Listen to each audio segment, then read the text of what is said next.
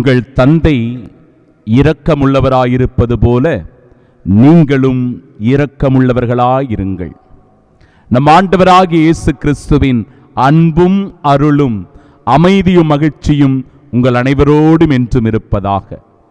அன்பிற்கு பிரியமுள்ள சகோதர சகோதரிகளே, இன்றைய நாளின் இறைவார்த்தை பகுதி கிறிஸ்தவ வாழ்வின் மதிப்பீடுகளை நம் உள்ளத்தில் விதைக்கிறது.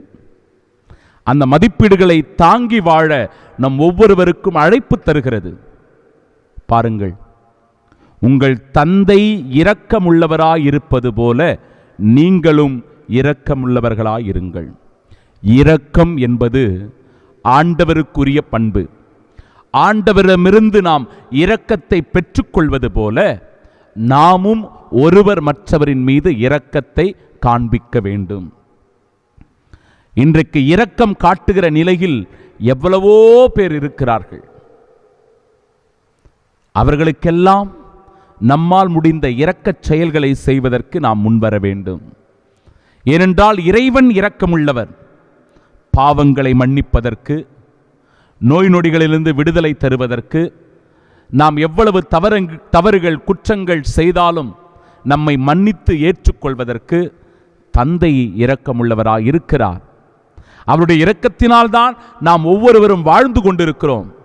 ஒவ்வொரு நாளும் நமக்கு கொடுக்கப்பட்டிருக்கிறது. ஏனென்றால் அவருடைய இரக்கம். எனவே ஆண்டவருடைய இரக்கத்தினால் நாம் வாழ்வது போல நாமும் நம் உடன் வாழ்கிற பிற சகோதர சகோதரிகளிடத்தில் இரக்கமுள்ளவர்களாய் நடந்து கொள்ள வேண்டும் என்கிறது இறைவார்த்தை. பிறர் குற்றவாளிகள் என தீர்ப்பளிக்காதீர்கள். எத்தனை முறை பிறரை குற்றவாளிகளாக நாம் தீர்ப்பளித்திருப்போம். ஒவ்வொரு முறையும் இந்த தவக்காலத்தில் இந்த முதல் நிலையை தியானிக்கிற போது தீர்ப்பிடாதீர்கள், தீர்ப்புக்குள்ளாவீர்கள் சொல்லப்படுகிறது. பிலாத்து தவறான தீர்ப்பை ஆண்டவர் இயேசு கிறிஸ்துவுக்கு கொடுத்தான். அதனால் ஆண்டவர் இயேசு கிறிஸ்துவுக்கு சாட்டையடிகள், துன்பங்கள், பாரமான சிலுவை, கசையடிகள் என அவருக்கு கிடைத்தது. இப்படி எத்தனை முறை நாமும் கூட பிறரை குற்றவாளிகளாக தீர்ப்பளித்திருப்போம்.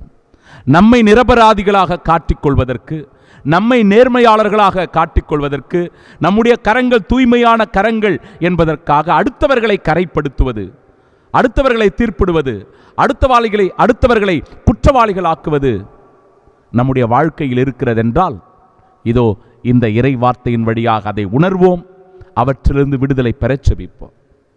பிறகு மன்னியுங்கள், மன்னிப்பு பெறுங்கள். ஒருவர் மற்றவரை மன்னிக்க இன்றைய நாளின் இறைவார்த்தை நமக்கு அழைப்பு தருகிறது. நம்ம மன்னிப்பை பற்றி எவ்வளவோ விஷயங்களை நான் பேசிக்கொண்டே இருக்கிறோம். எவ்வளவோ செய்திகளை சொல்லிக்கொண்டே இருக்கிறோம். செய்திகளை தெரிந்து கொண்டிருந்தாலும், எவ்வளவுதான் மறைவுரைகளை வைத்துக் கொண்டிருந்தாலும், எவ்வளவு சுவாரஸ்யமான நிகழ்ச்சிகளை குறிப்பிட்டு சொன்னாலும், அந்த மன்னிப்பு நம்முடைய இதயத்தில் இடம்பெறவில்லை என்றால், நாம் ஒருவர் மற்றவரை இதயபூர்வமாக முழுமன நிறைவோடு மன்னிப்பதற்கு தயாராக இல்லை என்றால், எந்த மறைவுரையும் உங்களுக்கு பயனளிக்கப் போவதில்லை. மன்னியுங்கள், மன்னிப்பு பெறுவீர்கள். கொடுங்கள், உங்களுக்கு கொடுக்கப்படும். தாராள உள்ளத்துடன் வாழ்வதற்கு அழைப்பு தருகிறது இறைவார்த்தை. கொடுப்பதற்கு முன் வர வேண்டும். ஏனென்றால் நாம வாங்கியிருக்கிறோம், கடவுள்கிட்ட இருந்து வாங்கியிருக்கிறோம். நன்மைகளை பெற்றிருக்கிறோம், ஆசீர்வாதங்களை பெற்றிருக்கிறோம், அருளை பெற்றிருக்கிறோம், உதவியை பெற்றிருக்கிறோம், சுகத்தை பெற்றிருக்கிறோம், வளமையை பெற்றிருக்கிறோம், செல்வத்தை பெற்றிருக்கிறோம், பணத்தை பெற்றிருக்கிறோம், பதவி அதிகாரத்தை பெற்றிருக்கிறோம். இதெல்லாம் கடவுள்கிட்ட இருந்து நமக்கு கிடைத்திருக்கிறது. அப்படியென்றால் நாமும் ஒருவர் மற்றவருக்கு அதை கொடுப்பதற்கு முன்வர வேண்டும். தாராள உள்ளத்தினராய் செயல்பட வேண்டும்.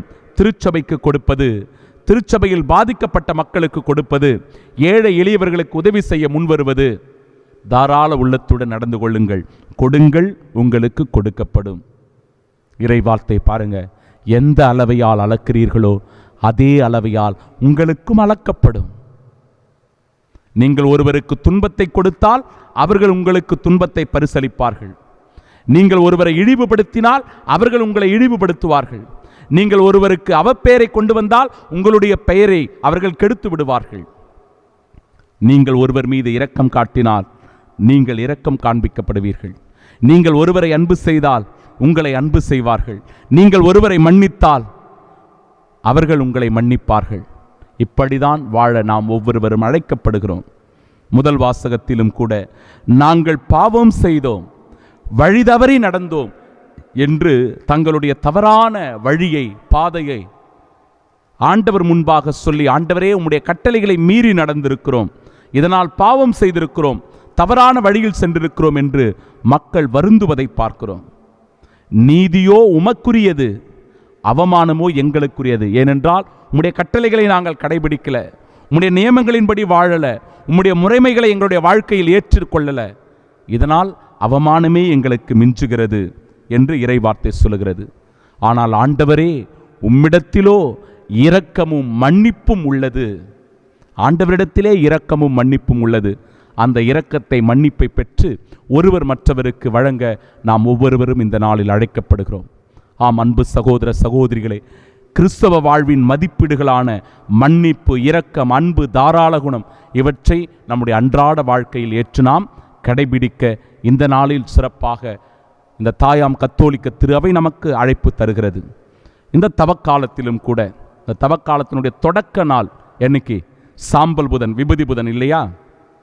ஒரு குருவானவர் என்னோடு பகிர்ந்து கொண்டார். ஃபாதர், எங்கள் பங்குல திருப்பலி நிறைவேற்றி நல்லதொரு மறைவுரை வழங்கி இந்த தவக்காலத்தில் எப்படி இருக்கணும், அப்படி இருக்கணும், அன்பு செய்யணும், மன்னிக்கணும், இரக்கமுள்ளவர்களாய் வாழணும், தாராள உள்ளத்தோடு நடந்துக்கணும், எல்லாத்தையும் சொல்லிட்ட பிறகு திருப்பலி முடிந்து போகும்போது வெளியில் போனால் உபதேசியாருக்கும் அங்கே என் பங்கு சார்ந்த இன்னொரு நபருக்கும் சண்டை. ஃபாதர், என்னாச்சு ஃபாதர் அப்படின்னு கேட்டேன். அவர் சொல்கிறாரு, இந்த விபூதி கொடுத்தோம் இல்லையா, அதை சின்ன சின்ன பேக்கெட்டில் வெளியில் உபதேசியார் எல்லாருக்கும் கொடுத்துட்ருக்கிறார். அவருக்கு கிடைக்கலன்னு அந்த உபதேசியாரோட சண்டை போட்டிருக்கிறார், வேதியரோட வெளியில் சண்டை போட்டிருக்கிறார். தவக்காலத்தை தொடங்குகிற முதல் நாளில், அந்த முதல் நாளிலேயே வெளியில் போய் இந்த திருப்பலியை பார்த்துவிட்டு போய் சண்டையிட்டு கொண்டிருக்கிற, விவாதம் செய்து கொண்டிருக்கிற, கோவப்பட்டு கொண்டிருக்கிற மனநிலையை பார்க்கிறோம். தவக்காலம் அருளின் காலம், இரக்கத்தின் காலம். உணர்வோம், ஒருவர் மற்றவரை மன்னிப்போம். ஆமீன்.